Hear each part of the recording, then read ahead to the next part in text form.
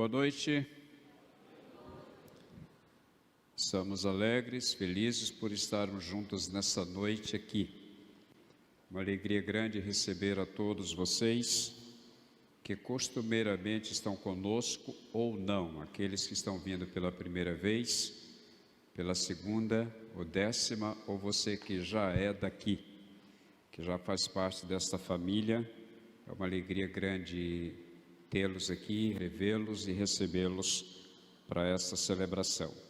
Antes de ler a palavra que meditaremos, eu quero comunicar à igreja que na próxima quarta-feira, esta igreja está completando 66 anos de ministério. Não sou eu, tá, gente? Sozinho, tá? Vocês estão juntos. O aniversário é da igreja, não é meu, tá? Eu sou bem mais jovem do que a igreja. Então, no dia 25, exatamente dia 25, nós, como igreja, estaremos completando 66 anos de ministério. E eu quero convidar toda a igreja para participar desse culto que nós faremos na quarta-feira, um culto de celebração do nosso aniversário. Eu quero rapidamente convidar, se estiverem aqui, todos os irmãos que fizeram profissão de fé e que irão se batizar. Podem vir aqui à frente rapidinho. Todos os irmãos que irão se batizar na próxima quarta-feira, por favor, bem rapidinho, aqui embaixo mesmo. Pode ficar aqui mesmo. Opa, você então pode ficar aqui embaixo, que já é maior do que eu, né?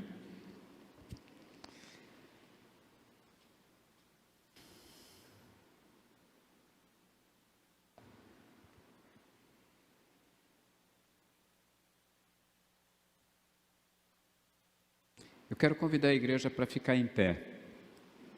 Esses irmãos hoje pela manhã, eles foram arguidos por mim, pela igreja, e eles deram a profissão de fé. O que é a profissão de fé? É um testemunho de fé, o que eles falaram do que eles creem, falaram por que eles querem ser batizados, e nessa noite eu quero apresentá-los à igreja para que você possa vir na quarta-feira testemunhar do batismo deles. E eu quero nesse momento que nós como igreja oremos com eles, pedindo graça, misericórdia, sabedoria, pedindo que o Senhor os conduza em paz e em segurança. Você pode estender sua mão na direção deles aqui, por favor, para que nós oremos. Pai, em nome de Jesus, nós nos alegramos com a vida desses teus servos. Eles estão aqui, neste momento, testemunhando da mudança que eles experimentaram na vida quando se encontraram com Jesus, Salvador e Senhor. E agora eles estão aqui declarando que darão mais um passo de obediência, quando estarão se submetendo ao batismo ordenado pelo Senhor Jesus. E nós pedimos, ó Deus, que Tu os abençoes, que Tu os conduzas, tanto a eles que estão aqui, quanto a Luísa, que também deu o seu testemunho, mesmo distante, mas na quarta-feira estará conosco também, sendo batizada, e eu peço ao Senhor que a abençoe a todos estes, e que Tu os conduzas em segurança, em paz, firmando os seus passos, o seu olhar fito em Jesus, autor e consumador da fé. Abençoa-os, portanto, é isso que pedimos agradecidos em nome de Jesus. Amém, Senhor. Podem sentar, queridos. Então, nós teremos na quarta-feira o culto de celebração de 66 anos, o batismo desses irmãos, e no sábado nós continuaremos celebrando o aniversário da igreja. Teremos o culto no sábado, às 19h30, no domingo às 8 horas da manhã, e também no domingo às 19 horas, nós teremos culto celebrando o aniversário da igreja. O tema que será abordado nesses dias é: cada discípulo um discipulador. Cada discípulo um discipulador. Quem estará pregando é o pastor J. Júnior. Disse já algumas vezes, e repito, o pastor J. Júnior é pastor em Palmas, e ele estará conosco sendo o instrumento que Deus vai usar para falar a mim e a você nesses dias. E o pastor J. Júnior é um amigo de muito tempo e eu tive a oportunidade de pastoreá-lo quando ele tinha 6 anos de idade. Eu também era bem jovem, tá, gente? Não bagunça, não façam contas matemáticas aí de idade para não comprometer. E eu o batizei quando ele tinha 12 anos. Hoje ele é pastor. Eu tenho tido a graça ao longo da minha vida pastoral de trabalhar com algumas pessoas e hoje elas servem no ministério. E entre eles está o Jota com a Carol e os seus filhos. E eles estarão conosco no próximo sábado. Eu quero pedir a você que ore pela vida deles, tá bom? Que Deus abençoe a você. Você convide outras pessoas para virem participar conosco desse culto. Eu quero convidar você a abrir sua Bíblia, por favor. Lucas capítulo 19.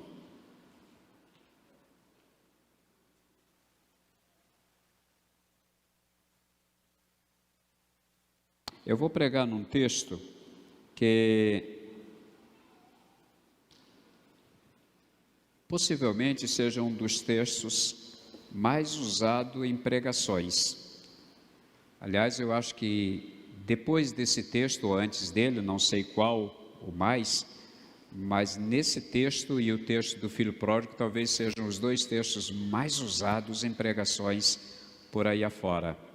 Mas é a Bíblia, e eu creio sempre que a Bíblia nos fala, e sempre que eu a leio, ela fala comigo, e eu creio que com você também. Sempre que lemos a Bíblia, ela tem uma mensagem nova para nós. Lucas capítulo 19 nos traz a narrativa da vida de Zaqueu. Zaqueu se tornou tão conhecido, até porque não lia a Bíblia, devido à música Como Zaqueu, que foi cantada pelo Brasil inteiro durante muito tempo. Essa música apresentou Zaqueu ao mundo, ou seja, ao mundo que não conhecia. Crentes, não crentes, todo mundo cantava e ainda canta menos, mas cantava e cantou muito a música Como Zaqueu. Não se preocupem que eu não vou cantá-la, até porque eu não quero estragar o culto, mas eu quero pensar sobre esse texto. Já preguei muitas vezes nele, mas boa parte das vezes que nós pregamos sobre Zaqueu, nós damos um enfoque na pessoa de Zaqueu. Eu gostaria hoje de dar um enfoque não em Zaqueu, mesmo que eu fale nele e fale dele e use o nome dele, muitas vezes vou falar o nome dele, mas o foco que eu quero dar não é a ele. O enfoque que eu quero dar, a atenção que eu quero chamar, não é para a pessoa de Zaqueu, em primeiro lugar. Eu quero chamar a atenção para a pessoa que Zaqueu queria ver. Eu quero chamar a atenção para Jesus. E eu quero chamar a atenção para Jesus como e quando Jesus nos vê. É sobre esse tema que eu quero falar, como e quando Jesus nos vê. Acompanhe a leitura do texto comigo, por gentileza, quer no seu celular, quer na sua Bíblia de papel. O texto diz: tendo entrado em Jericó, Jesus atravessava, Lucas 19, verso 1. Tendo entrado em Jericó, Jesus atravessava a cidade. Havia ali um homem chamado Zaqueu, que era rico e chefe de publicanos. Ele tentava ver quem era Jesus e não conseguia, por causa da multidão e porque era de pequena estatura. Correndo na frente, subiu num sicômoro, a fim de vê-lo, pois Jesus tinha de passar por ali. Quando chegou àquele lugar, Jesus olhou para cima e disse-lhe: Zaqueu, desce depressa, porque hoje tenho de ficar em tua casa. Então ele desceu rapidamente e o recebeu com alegria. Ao verem isso, todos criticavam, dizendo: ele foi ser hóspede de um homem pecador. Zaqueu, porém, levantando-se, disse ao Senhor: vê, Senhor, darei aos pobres metade dos meus bens, e se prejudiquei alguém em alguma coisa, eu lhe restituirei 4 vezes mais. Disse-lhe Jesus: hoje houve a salvação. Hoje a salvação chegou a esta casa, pois este homem também é filho de Abraão, porque o Filho do Homem veio buscar e salvar o que lhe havia perdido. Pai, diante da palavra que lemos, nós sabemos que Tu tens algo a falar conosco nessa noite. E nós queremos, no nome do Teu Filho Jesus Cristo, pedir que a Tua palavra, no poder do Teu Espírito Santo, seja levada a mentes e corações, quer nesse santuário, quer pela internet, onde quer que nós estejamos chegando nesse momento, onde quer que venhamos chegar amanhã com alguém que venha assistir esse vídeo, que esta palavra possa tratar conosco, que essa palavra possa de fato nos fazer ver Jesus e vê-lo olhando para Ele de uma maneira como nunca olhamos, pensando aqui como Ele nos vê. Fala conosco, Pai, porque nós estamos prontos e desejosos de Te ouvir. Em nome de Jesus. Amém, Senhor. Você vai encontrar essa palavra ver várias vezes durante todo o texto. Se você for contar, você vai encontrá-la várias vezes. Algumas se referindo a Zaqueu, outras se referindo a Jesus, outras se referindo à multidão, outras se referindo àqueles que chegaram à casa de Zaqueu. Você vai encontrá-la muitas vezes. Mas como Jesus me vê? Como Jesus vê você? Quando Jesus nos vê? Quando Jesus vê a mim e vê a você? A palavra de Deus nos diz que os olhos do Senhor estão em todos os lugares. Se os olhos do Senhor estão em todos os lugares, Ele nos vê em todos os lugares. Então Jesus nos vê no meio de uma multidão. Talvez nós achemos que não, mas sim, partindo do verso que Salomão escreve em Provérbios, e o texto que eu terminei de citar, Jesus nos vê em todos os lugares, porque os olhos do Senhor contemplam os maus e os bons. Repito, os olhos do Senhor contemplam os maus e os bons. Então Ele está vendo todo mundo em todos os lugares, não há como me esconder. Se você lê o que escreveu o salmista, no Salmo 139, você vai encontrar essa narrativa de que o Senhor está em todos os lugares. O salmista diz: para onde fugirei da tua presença? Se subo aos céus, tu lá estás. Se desço ao mais profundo do abismo, tu lá estás também. Se eu vou ao lugar escuro, lá tu estás, porque és a luz. Não tem para onde fugir da presença do Senhor. Logo quando eu leio o verso 3 do texto que nós terminamos de ler, diz: ele tentava ver quem era Jesus. Ele quem? Zaqueu tentava ver quem era Jesus. Ele não conseguia. Ele tinha 2 impedimentos para ver Jesus. Um impedimento era a multidão. O texto diz: ele tentava ver quem era Jesus e não conseguia por causa da multidão. Era o primeiro impedimento. Sim, é um impedimento real. Tem muita gente atrapalhando pessoas verem Jesus. Muita gente. Há sempre uma multidão grande, que é um grande impedimento para pessoas verem Jesus. Só um segredo para nós e para quem está assistindo pela internet. Dá para guardar segredo falando na internet? Tá, então um segredo só para nós e para quem está acompanhando na internet. Um dos impedimentos chamado multidão, às vezes, é a própria igreja. A igreja atrapalha muita gente ver Jesus. com o seu comportamento, com o seu caráter, com a sua forma de ser, com uma série de situações que a igreja cria que deveria e poderia evitar, a igreja impede pessoas de verem Jesus. É uma multidão cristã, uma multidão santa, uma multidão boa, uma multidão que diz servir a Deus e que termina às vezes sendo impedimento para pessoas servirem a Deus. O meu comportamento pode ajudar uma pessoa a se aproximar de Deus ou pode atrapalhar. O meu caráter pode aproximar uma pessoa de Jesus ou pode atrapalhar a pessoa se aproximar de Jesus. O meu nome pode aproximar uma pessoa de Jesus ou pode atrapalhar. Alguém pode dizer, servir a um Deus igual ao Deus Imá eu não quero.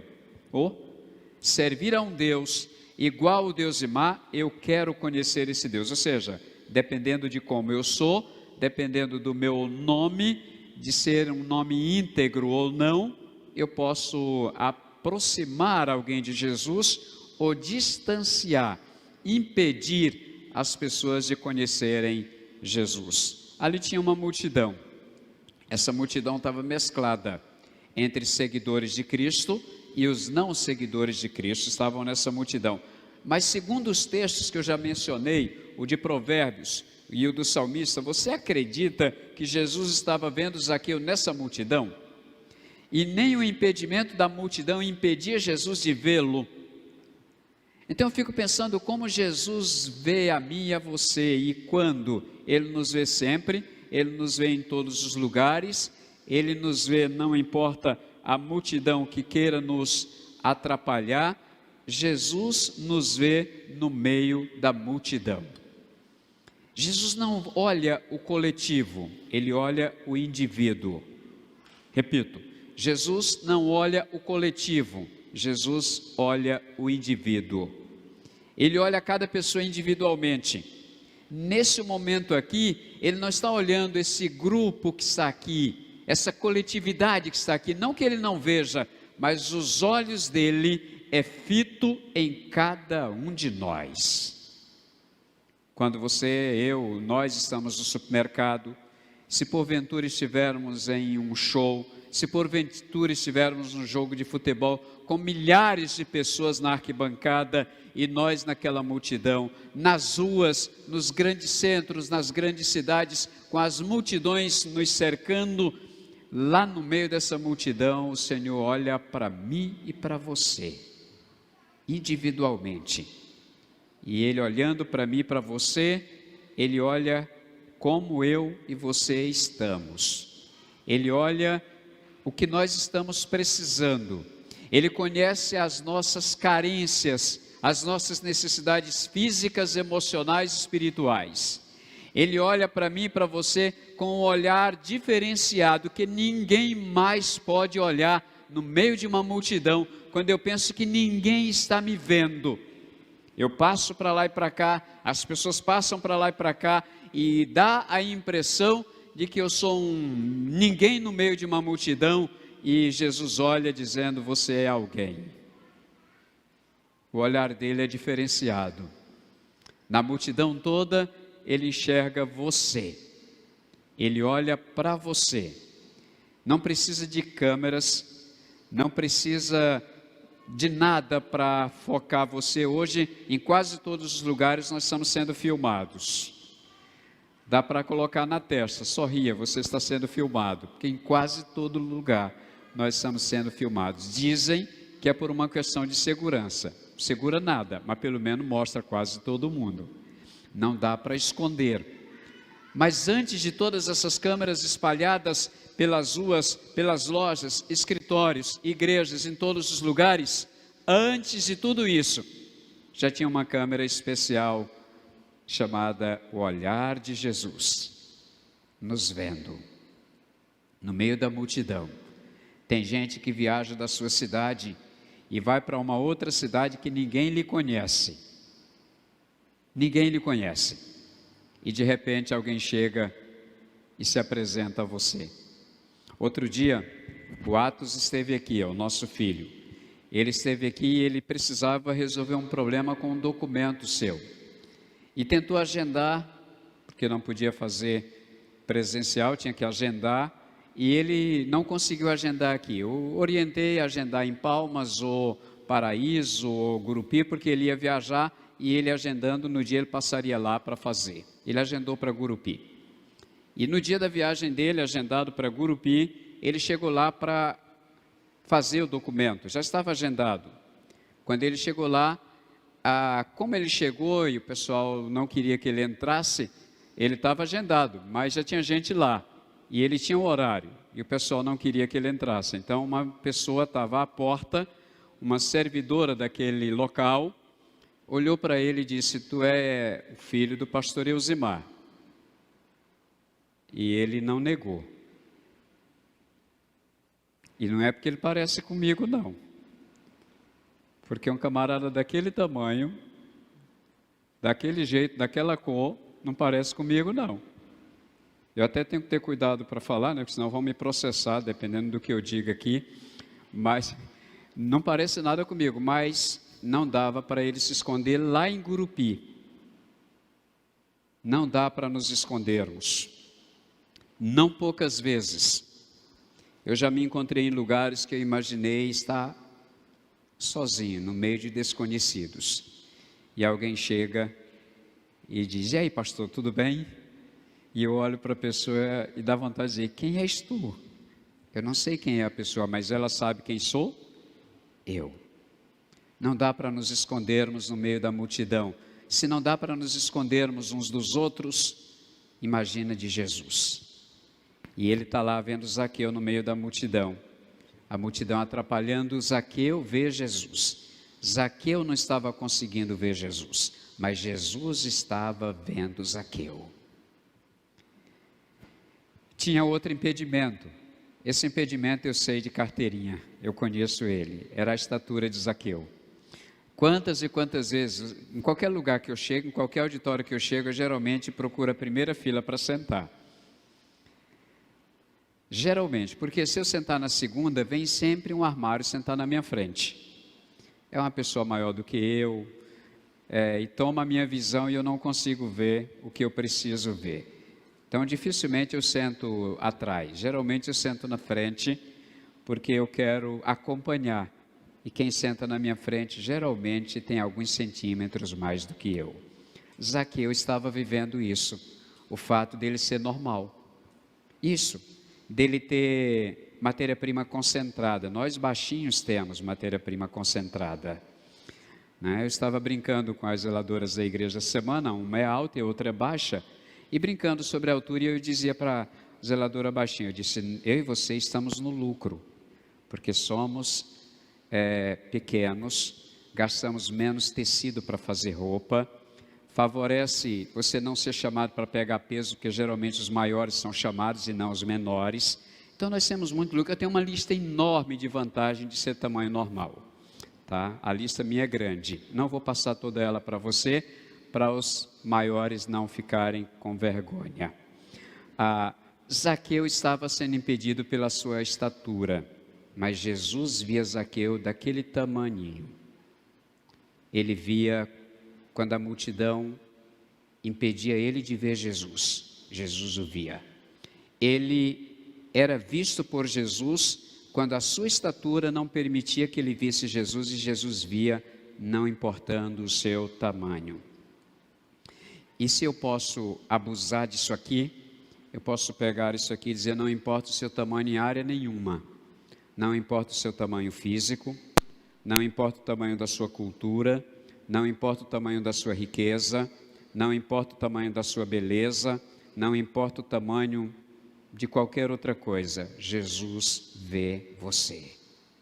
Não importa o teu tamanho, Ele vê. Jesus nos vê no meio da multidão. Segundo, Jesus nos vê no alto da solidão. Caminha comigo, por favor. Verso 4 diz: correndo na frente, subiu num sicômoro, isto é, subiu numa árvore, a fim de vê-lo, pois Jesus tinha de passar por ali. O entendimento é que era o caminho, não tinha como Jesus ir por outro lugar, porque aquele era o caminho por onde naturalmente Jesus passaria. Então corre na frente, sobe numa árvore, a fim de vê-lo, pois Jesus tinha de passar por ali. O verso 5 diz: quando chegou àquele lugar, Jesus olhou para cima e disse-lhe. Quando Jesus olha para cima, ele acha Zaqueu aonde? Em cima de uma árvore, no alto da solidão. Ele estava há poucos instantes no meio de uma multidão. Agora ele estava em cima de uma árvore, sozinho. Esse é também um instante que muita gente se encontra, sozinho. Pode ser em cima de uma árvore ou não, mas se encontra absolutamente só. E lá estava Zaqueu, ainda querendo ver Jesus. Olha só o que diz o texto: desce depressa, porque hoje tenho de ficar em tua casa. Quando o verso 4 diz que ele corre na frente, ele sobe num sicômoro, a fim de quê? A fim de ver. Ele estava lá na multidão querendo ver Jesus. Ele está agora em cima de uma árvore querendo ver Jesus. E de lá ele conseguiria vê-lo. Mas o interessante é que Jesus não quer apenas que eu o veja. Jesus, ele mostra que ele está nos vendo. E quando ele chega, eu imagino que Zaqueu não queria nada além de ver Jesus passando. Talvez ele se desse por satisfeito de estar em cima daquela árvore, o que não era fácil para Zaqueu, porque Zaqueu era um homem importante na sociedade. Ele era importante na sua posição como funcionário público, se assim posso dizer, que tinha uma função não agradável para os outros. Ele era um cobrador de impostos, possivelmente um homem muito rico, e subir naquela árvore o expunha a uma situação talvez vexatória para as pessoas que estavam ali e que ele conheciam. Mas não teve nada que o impedisse. Ele subiu na árvore, ele se expôs e ficou lá sozinho à espera de ver Jesus passar. Creio que Jesus já o tinha visto lá na multidão, o viu caminhando para aquela árvore, e agora chegando próximo à árvore, Jesus para e olha para cima, e naquele olhar de Jesus, não era a primeira vez que ele estava vendo Zaqueu, mas ele olha para cima e ele conversa com Zaqueu. Olha só, quando chegou àquele lugar, Jesus olhou para cima e disse-lhe: Zaqueu. Ele chama pelo nome. Ele chama pelo nome. Ele não trata por apelido, ele chama pelo nome. Ele conhece a mim e a você pelo nome. E quando ele chega lá, ele olha e diz: Zaqueu, desce depressa. Eu chamo a atenção aqui, irmãos, apesar de não ser algo que as pessoas atentem para isto, mas o grande feito de Zaqueu não foi subir naquela árvore. O grande feito de Zaqueu foi descer daquela árvore. O grande desafio meu e seu não é subir. Jesus está pedindo hospedagem para Zaqueu. Jesus está dizendo que quer, naquela oportunidade, naquele dia, entrar na casa de Zaqueu e pousar na casa dele. Na verdade, eu não acho que Jesus queria hospedagem apenas. Algumas pessoas reclamam que a igreja gosta de estratégia. Eu vejo Jesus como um estrategista. Quando ele diz para Zaqueu que quer ficar na casa dele, a intenção de Jesus era outra. Jesus tinha segundas intenções. E qual era a segunda intenção de Jesus? Pousar no coração de Zaqueu. A segunda intenção de Jesus era estar com Zaqueu. A segunda intenção de Jesus era tratar de Zaqueu. Jesus nos vê no alto da solidão. Tem muita gente vivendo sozinho em cima das suas árvores que você mesmo constrói ou as encontra pelo caminho. Algumas dessas talvez até querendo uma vida melhor, talvez até querendo encontrar-se com Jesus e ver Jesus. Todas as religiões do mundo se propõem, pelo menos boa parte delas, eu vou tirar o toda, mas boa parte delas se propõe a apresentar Deus. Só que boa parte das religiões do mundo impedem as pessoas de verem Deus. Interessante que nessa solidão de alguns, tem gente que diz: pastor, eu gosto de ficar sozinho, sozinha. Eu gosto da solidão. Eu não acredito nisso, não. Eu entendo que em alguns momentos eu ou você queiramos estar sozinhos, por alguma razão, mas gostar da solidão, não. A solidão não é proposta de Deus para nós. Quando a Bíblia nos apresenta o texto lá de Gênesis, dizendo não é bom que o homem esteja só, não está falando só de casamento. Não é bom que o homem esteja só. Nós não fomos feitos para a solidão. Nós não fomos feitos para viver sozinhos. Nós somos feitos para companheirismo. Nós somos feitos para compartilhamento. Nós somos feitos para dividir alegrias e tristezas. Por isso a Bíblia diz, próprio Senhor Jesus: alegrai-vos com os que se alegram e chorai com os que choram. Não dá para fazer isso sozinho. Tem que estar junto. Então, quando estiver chorando, chama alguém para chorar junto. Quando estiver alegre, chame para o churrasco. Chame para a festa.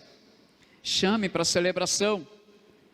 Chame para a pizza, se você gosta de pizza. No Brasil, muita coisa termina em pizza. Então, se você gosta de pizza, faça isso. Chame alguém, se alegre com essa pessoa. Não viva em solidão. Jesus diz: Zaqueu, desce depressa. Tem pressa na visão de Jesus. Jesus nos vê do alto da solidão e apressadamente Ele quer tratar da solidão de Zaqueu. E eu imagino Zaqueu sozinho, porque muita gente não gostava dele. Como disse, ele era cobrador de impostos, então é possível que os cobradores de impostos construam muitos inimigos. Nós somos ruins para pagar imposto, né? Nós não gostamos, até porque nos cobram muito, eles são muito caros. E mesmo quando devemos, boa parte de nós não gosta de pagar. Imagina quando o fiscal bate à porta do escritório, à porta da empresa. Quem recebe bem com um suquinho, com um cafezinho? Quem recebe essas pessoas bem e diz: entra, eu estava com saudade de você, eu imaginava que você não ia chegar esse mês, eu já estava sentindo sua falta. Possivelmente esse Zaqueu seria essa pessoa que as pessoas não queriam recebê-lo, não queriam estar com ele. Então, uma árvore no alto da solidão, Jesus o vê, Jesus o contempla, Jesus conversa com ele. Terceira lição que eu tiro nesse texto, queridos, como disse, um texto conhecidíssimo, mas eu sempre aprendo com a Bíblia, e essas lições são para mim. A terceira lição é: Jesus nos vê quando todos nos acusam. Olha só, caminha comigo no texto. Verso 6 diz: então ele desceu rapidamente e o recebeu com alegria. Verso 7, ao verem isso, todos criticavam. Criticava quem? Criticava Jesus. Todos criticavam dizendo: ele foi ser hóspede de um homem pecador.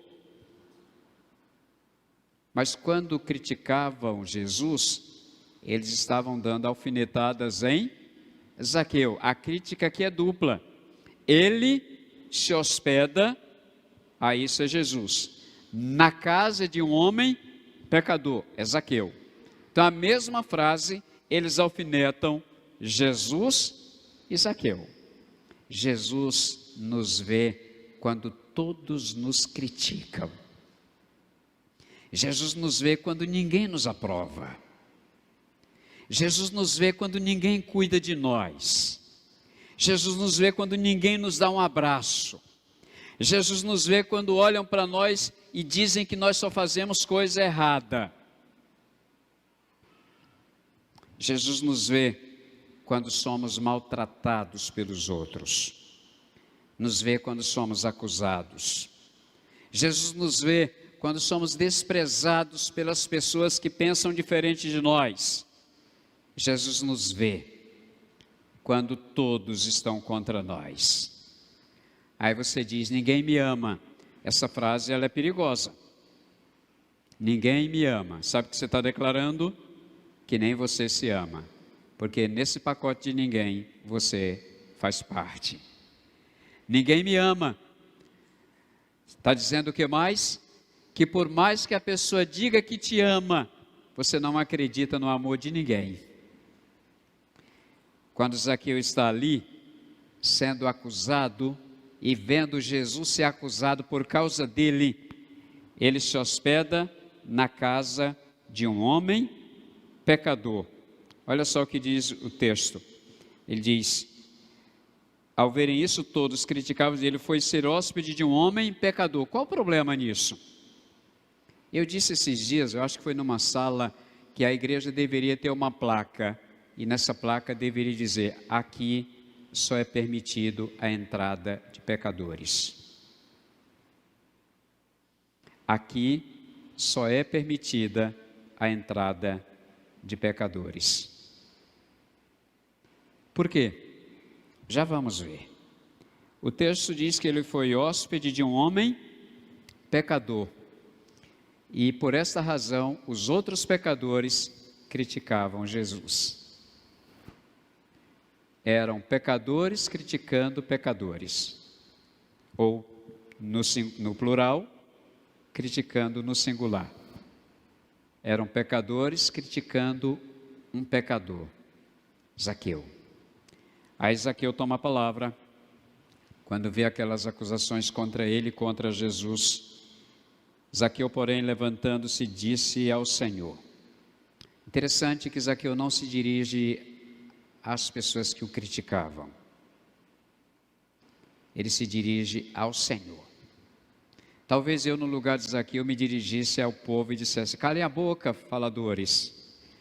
Calem a boca, fofoqueiros.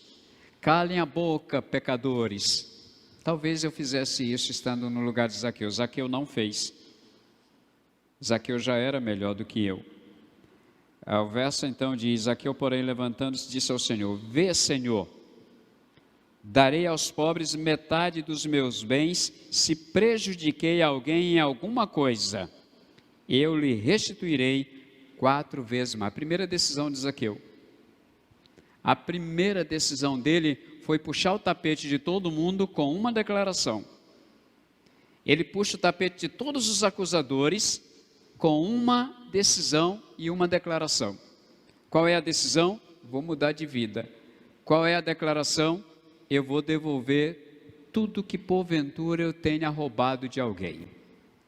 Decisão, atitude, declaração fantástica de uma vida mudada, já mudada pelo Senhor. O Senhor disse, desce depressa, hoje eu quero pousar na tua casa. Jesus estava na casa dele.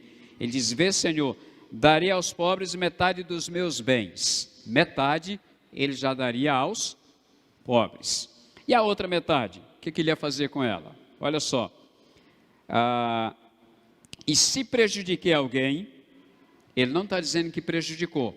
Mas como ele estava sendo acusado como pecador, ele diz, se prejudiquei alguém, em alguma coisa, eu lhe restituirei 4 vezes mais.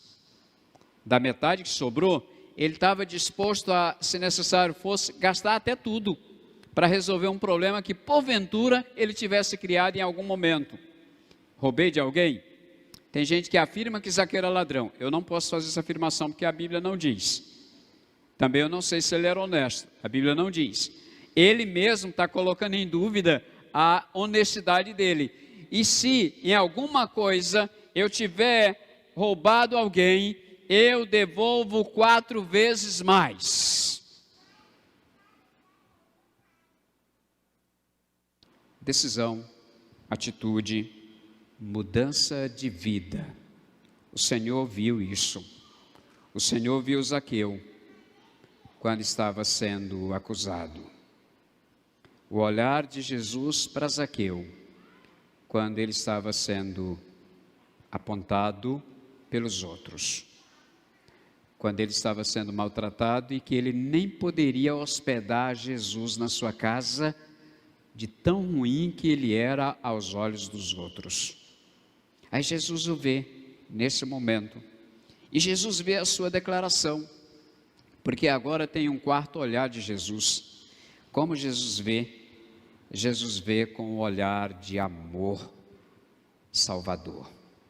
Jesus vê com o olhar de amor salvador. Olha só o que diz a palavra. Verso 9 diz: hoje a salvação chegou a esta casa. Quem foi que chegou à casa de Zaqueu? Jesus. Chegou Jesus, chegou a salvação. E ele próprio afirma: hoje chegou salvação a esta casa. O que aconteceu? Jesus viu Zaqueu sendo acusado, no meio dos acusadores. Jesus viu Zaqueu aonde ninguém jamais poderia ver. Ele viu o seu interior, ele viu o seu coração. Ele viu não as suas palavras apenas. Ele olhou o seu coração. E ele vê que houve mudança, porque palavras são palavras, necessariamente podem não ser verdadeiras. Mas Jesus vai além das palavras, e ele percebe o coração de Zaqueu mudado. E aí ele diz: hoje houve salvação nessa casa. A salvação chegou aqui, porque o olhar de Jesus agora, ele vê pessoas com o olhar de amor salvador. Não importa o que ela tenha feito. Ela roubou, ela matou, ela adulterou, ela fofocou, ela traiu, ela fez qualquer coisa das mais absurdas que você possa imaginar. Jesus tem um olhar de amor por essas pessoas. E esse olhar de amor é um olhar salvador. Hoje houve salvação nesta casa. Essa é a maior declaração que alguém poderia receber. Imagina terminar o culto hoje aqui e dizer: hoje houve salvação nesse templo. Imagina só. Que coisa mais extraordinária. A Bíblia diz que a maior alegria no céu por um pecador que se arrepende do que por 99 justos que não precisam mais se arrepender. Então, quando uma pessoa se converte, quando uma pessoa é salva, quando uma pessoa é transformada, os céus festejam, os céus se alegram. Jesus vê a mim e a você no meio de uma multidão. Jesus vê a mim e a você na nossa solidão. Jesus vê a mim e a você, mesmo quando todos estão nos acusando ou contra nós. Jesus vê a mim e a você com um olhar de amor salvador. É assim, queridos, que Ele nos vê. É assim que Ele olha para mim e para você. Talvez você pense: Jesus não olha para mim, Jesus não me vê, Jesus não me ama, Jesus esqueceu de mim. Não é verdade, queridos. Jesus olha, Jesus vê você. Na multidão, na solidão, nas acusações recebidas, e vê você com um olhar diferenciado, o olhar de amor, o olhar de salvação, o olhar de perdão. E aqui termino. Disse-lhe Jesus: hoje houve a salvação, disse-lhe Jesus: hoje a salvação chegou a esta casa, pois este homem também é filho de Abraão. Verso 10. Porque o Filho do Homem veio buscar e salvar o que se havia perdido. O Filho do Homem veio buscar e salvar o que se havia perdido. Quando eu falei há pouco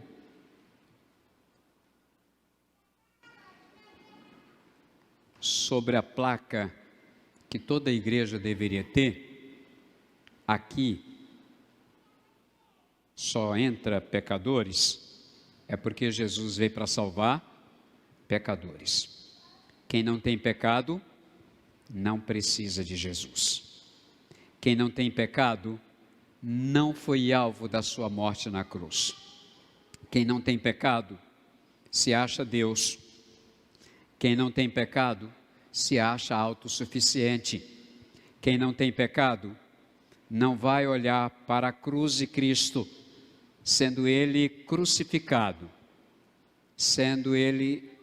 tendo Ele sangrado, derramado seu sangue. Não vai olhar para Ele descendo da cruz e indo à sepultura, e jamais vai contemplar a sua ressurreição. Quem não tem pecado jamais vai contemplar a ressurreição de Jesus. Mas também quem acha que não tem pecado, jamais ressuscitará com Jesus. Jamais. Porque os sãos não precisam de médico. E o Filho do Homem veio buscar e salvar o que se havia perdido. E ele achou com os seus olhos, ele achou Zaqueu. Na multidão, na árvore da solidão, no meio de acusadores. Os seus olhos acharam Zaqueu no seu arrependimento, na sua declaração de fé. O que o pessoal que vai batizar quarta-feira fez foi declaração de fé. Zaqueu fez naquele dia uma grande declaração de fé. Feche os seus olhos, por favor.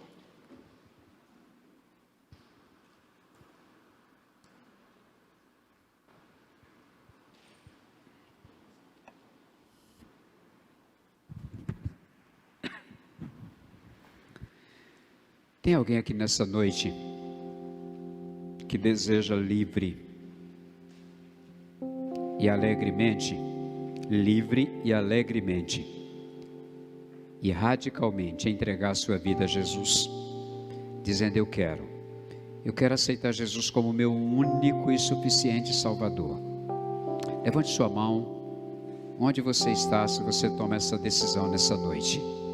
Tem alguém aqui que queira tomar essa decisão? E faz com alegria, faz livremente, não obrigado, não forçado, não com medo do inferno, mas pelo desejo do céu. Você deseja nessa noite entregar sua vida a Jesus? Faz isso agora. Tem alguém aqui afastado que queira se reconciliar com o Senhor, voltar para Ele, consequentemente voltar para a igreja se você se afastou, mas primeiro voltar para Deus. Tem alguém aqui? Não vou mais insistir, pois eu não quero que você venha pela minha insistência. Ou o Espírito Santo de Deus te traz, ou não compensa você vir. Pai Santo,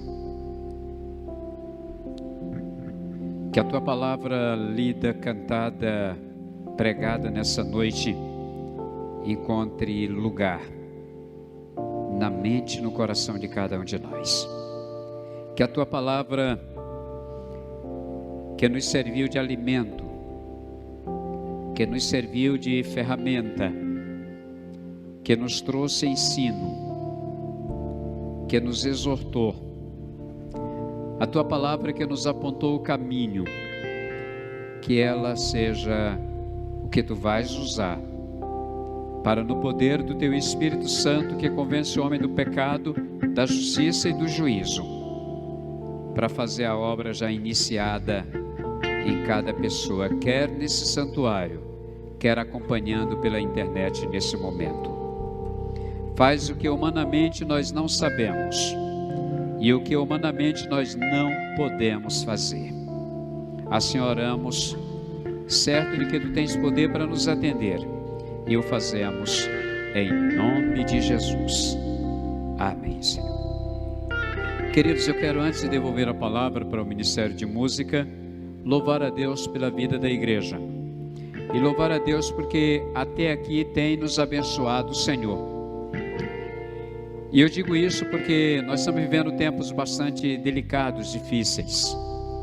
E uma das preocupações de muita gente nesse tempo é como vai ficar, por exemplo, a vida financeira da igreja. E eu posso dizer para você todos os meses, Deus tem suprido as necessidades da nossa igreja. Todos os meses, Deus tem levantado pessoas para voluntariamente e alegremente contribuírem com dízimos e ofertas. Esse momento agora a igreja vai fazer isso. Aqueles que desejam fazer com alegria. A Bíblia diz que Deus ama quem dá com alegria. A Bíblia diz que nós devemos contribuir com motivações corretas. E as motivações corretas são gratidão a Deus, fé no Senhor Jesus, obediência a Deus e a sua palavra, e amor à obra de Deus. Se não tem essas motivações, você não precisa entregar dinheiro na igreja. Deus não precisa do teu dinheiro. Não precisa. Definitivamente, Deus não precisa do meu e do teu dinheiro. Mas se você tem gratidão, está disposto a obedecer o que a Bíblia manda, tem fé que o Senhor não vai deixar faltar o necessário na tua casa, e você ama a obra de Deus, você tem a liberdade, a alegria, a oportunidade de ser instrumento de Deus para suprir a casa dele. Que Deus a todos abençoe.